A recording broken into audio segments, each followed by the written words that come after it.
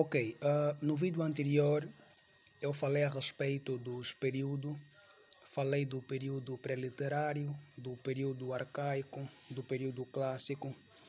Vou dar continuidade, vou falar a respeito do período imperial. Período imperial, século II, a queda da Roma, século V, depois de Cristo. Nesse período houve um afastamento da língua utilizada na escrita e na oralidade. Aí emerge o latim vulgar, porque houve uma ligação íntima com a cultura leste do Mediterrâneo.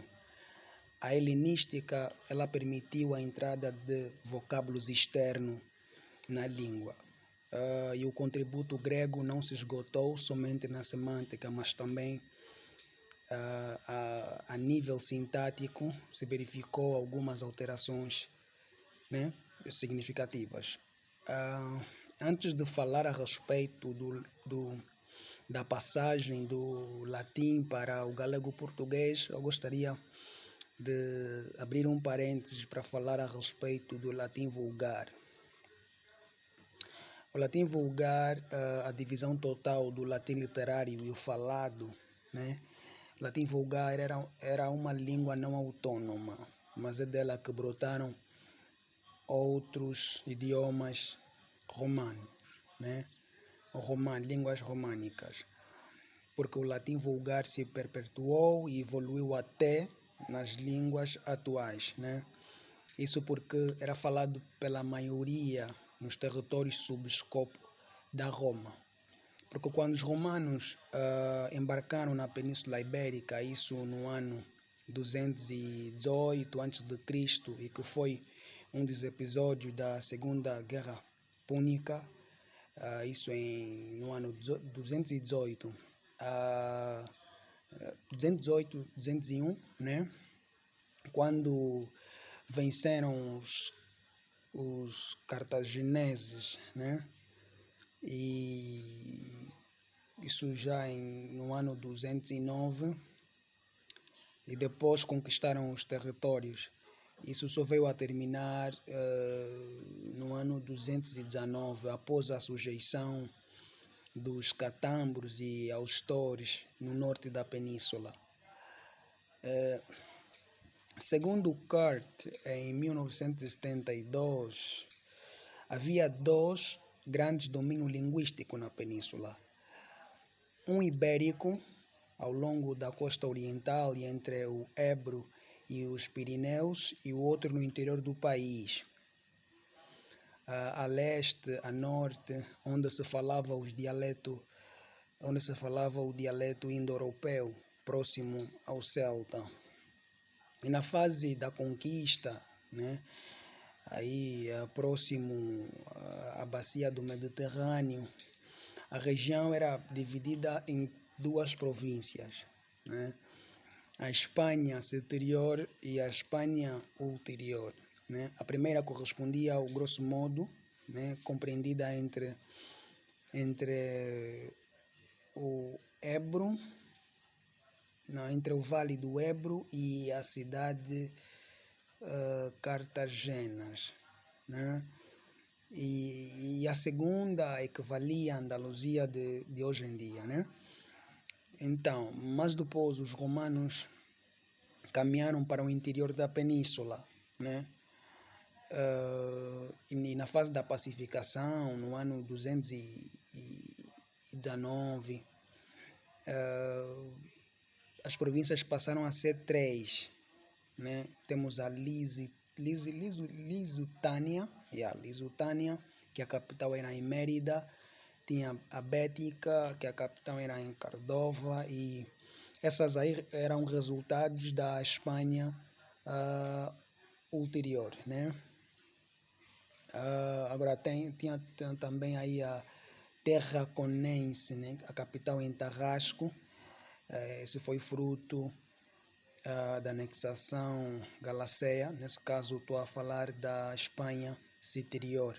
Depois surgiram outras divisões administrativas, por exemplo, estamos a falar Caracalla, Espanha Nova Citerior, antoniana, que abrangia o nordeste do Portugal, Galiza, as Astúrias. Mais lá à frente, século III, quando a Constituição da Galiza, ah, como uma província independente, né, sob égide do Diocleciano. Por quê? Porque na fase pré-romano, né,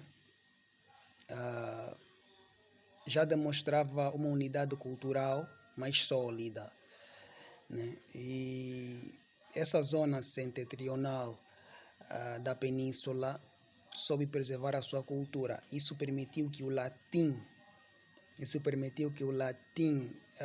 apresentasse uma característica melhor, predisposta à mudança, né? Ao contrário que se verificava mais a sul, porque é nesse espaço linguístico que mais tarde se desenvolveu o galego-português. Nos anos seguintes, estou aqui a me referir 409, houve novos golpes que podiam mitigar essa unidade. Por exemplo, estou a falar aqui, se os nomes não me escapam, alanos e suevos, estamos a falar vândalos acompanhados de visigados, que surgiram a sul dos Pirineus, né? Que surgiram a sul dos Pirineus. Talvez estou a pronunciar mal os nomes, mas surgiram a sul dos Pirineus. Eles tinham como principal objetivo a invasão da península. E o latim vulgar, né? O latim vulgar, ela evoluiu na direção do romance primitivo. Isso chegou a terminar no ano 720, não, 720 está longe. Foi no mesmo ano da invasão muçulmana, então 711. E os germânicos, apesar do curto tempo, o povo germânico, apesar de um curto tempo, deixaram no territórios novidades léxicas, né? Podemos apontar aqui como aristocracia guerreira, estamos a falar palavras como rico, guerra, estamos aqui a antroponomia, estamos aqui a nos referir a antroponomia, estamos aqui a falar, por exemplo, nomes como Rodrigo, Gonçalo, e também a toponomia, estamos aqui a falar como Guimarães. Então,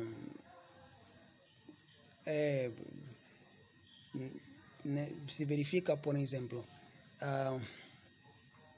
é consensual fazer um desenho panorâmico, linguístico peninsular, né? A quanto à invasão muçulmana, isso no início do século VIII. Mas para dar uma abrangência, vou falar a respeito do período do século VIII e século XII. Quando os muçulmanos invadiram a Península Ibérica no ano 711, e depois conquistaram a Península Ibérica, né? Estamos a falar aqui árabes e berberes do Maghreb, que ficaram conhecidos pelos ibéricos como mouros, né? Como mouros, e eles dominaram a península até no ano 1000, que foi o ano em que os cristãos lançaram uma ofensiva imperial, né? E a influência linguística muçulmana no noroeste da península foi tênue, mas nos outros territórios foi maior, né? À medida que caminhavam para o sul. Então, existiu vários dialetos, né, linguísticos, mas o superstrato árabe que foi de fácil assimilação. Por isso que eu acho que, eu tenho a certeza que 7% de toda a palavra, de toda a palavra não, de algumas palavras da língua portuguesa têm raízes árabes, né? Por exemplo, tem aqui um legado árabe, né? E eu refiro isso principalmente nos substantivos. Por exemplo, alguns vocabulários. No vocabulário português encontramos palavras que têm raízes árabes, como palavras armazém, palavras como refém, palavras como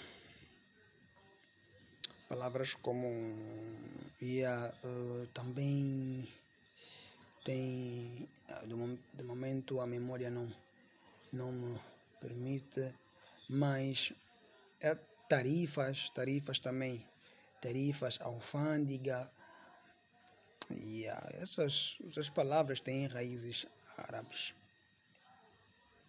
Então depois no próximo vídeo continuarei a falar a respeito desses assuntos que eu acho muito imprescindível.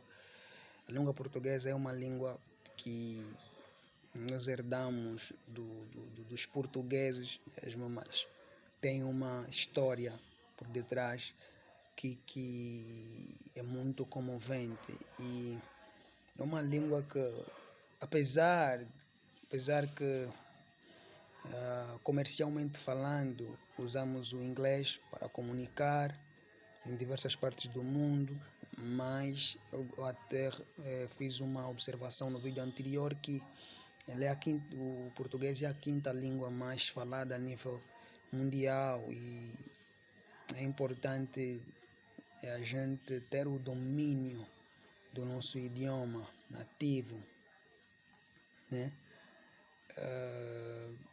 Então, nos próximos vídeos eu estarei reforçando esse point. God bless.